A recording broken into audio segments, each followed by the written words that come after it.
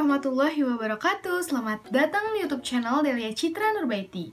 Pada video kali ini, aku bakal ngebahas tentang manajemen waktu.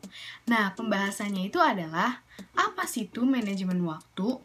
Apa aja hambatan manajemen waktu? Apa sih manfaat manajemen waktu? Dan bagaimana cara supaya kalian bisa memanajemen waktu dengan sebaik mungkin? Jadi kenapa aku mau ngebahas tentang manajemen waktu? Karena waktu aku ngebahas tentang organisasi, itu aku udah baca komen dan ada beberapa komen yang minta gimana sih caranya untuk manajemen waktu. Karena mereka yang komen itu ngerasa kalau dirinya tuh kurang pandai ketika harus memanajemen waktu. Nah, makanya di video kali ini aku bakal ngebahas manajemen waktu dan yang paling penting adalah gimana sih cara supaya kita bisa memanajemen waktu dengan sebaik-baiknya. Oke, kita masuk ke pembahasan yang pertama, yaitu apa sih itu manajemen waktu? Manajemen waktu merupakan suatu proses yang telah ditentukan untuk melakukan suatu kegiatan dalam kurun waktu tertentu. Manajemen waktu biasanya meliputi beberapa hal, yaitu perencanaan, pengorganisasian, penggerakan, dan pengawasan produktivitas terhadap waktu. Nah, dalam melakukan manajemen waktu, ada beberapa hambatan, tapi menurut aku ada dua hambatan yang paling sering terjadi ketika orang-orang itu melakukan manajemen waktu. Yang pertama adalah menunggu batas waktu untuk menyelesaikan suatu pekerjaan yang menjadi tanggung jawab mereka. Dan yang kedua adalah menyusun skala prioritas tidak berdasarkan kepentingan. Oke, kita masuk ke pembahasan yang berikutnya, yaitu manfaat dari manajemen waktu. Manajemen waktu memiliki beberapa manfaat. Yang pertama, membantu kita dalam menyusun skala prioritas. Yang kedua, mengurangi kecenderungan kita dalam menunda-nunda pekerjaan. Dan yang ketiga, membantu kita mengevaluasi perkembangan dan kemajuan dalam menyelesaikan suatu pekerjaan atau suatu tugas.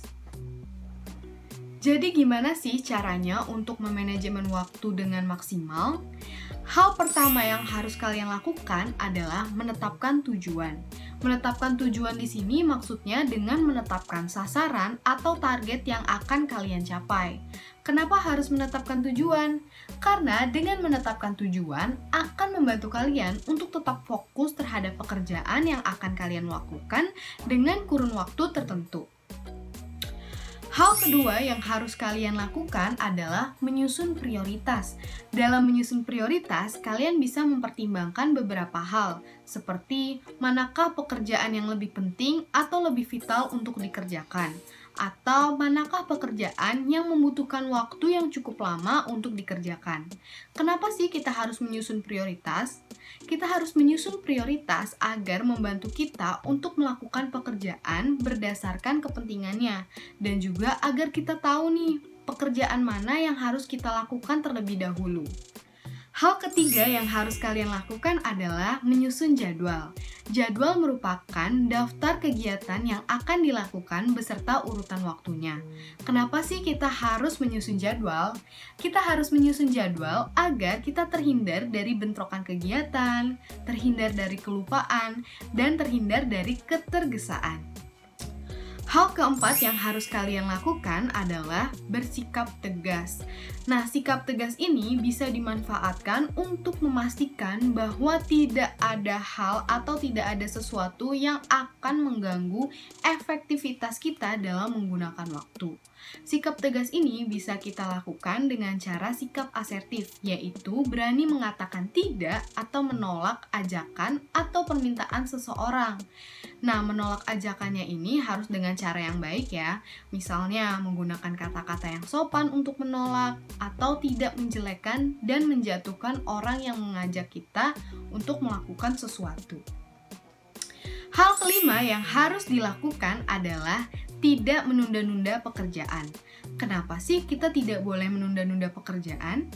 Kalau kita menunda-nunda pekerjaan, akan menyebabkan ketidakberhasilan kita dalam menyelesaikan pekerjaan atau tugas dengan waktu yang tepat. Dan juga dengan kita menunda-nunda pekerjaan, akan merusak semua jadwal kegiatan dan semua tujuan yang sudah kita susun di awal. Hal keenam yang harus kalian lakukan adalah memanfaatkan waktu luang. Kenapa sih kalian harus memanfaatkan waktu luang? Karena dengan memanfaatkan waktu luang, kalian akan meminimalisir terjadinya pemborosan waktu yang akan menjadi penghalang kalian dalam memaksimalkan manajemen waktu. Nah, memanfaatkan waktu luang itu harus dilakukan dengan bijak dan baik ya. Misalnya dengan melakukan hal-hal positif seperti berdiskusi, atau melakukan hobi, olahraga, memasak, dan lain sebagainya. Hal ketujuh atau hal terakhir yang harus kalian lakukan adalah evaluasi. Nah, kalau kalian udah melakukan hal-hal yang sebelumnya aku udah jelasin, hal terakhir yang harus kalian lakukan adalah evaluasi. Dengan evaluasi, kalian bisa mengetahui nih di mana kekurangan dan kelemahan kalian dalam memanajemen waktu. Dan juga kalian bisa tahu nih, mana sih hal yang belum kalian lakukan dengan maksimal. Kenapa harus melakukan evaluasi? Nah, dengan melakukan evaluasi akan membantu kalian untuk memperbaiki kalian dalam melakukan manajemen waktu. Nah, itu tadi pembahasan mengenai manajemen waktu. Semoga apa yang aku sampaikan tadi bisa memberikan informasi dan manfaat untuk teman-teman ya. Segitu dulu video dari aku. Kurang lebihnya mohon maaf. Wassalamualaikum warahmatullahi wabarakatuh. Sampai jumpa di video selanjutnya. Dadah!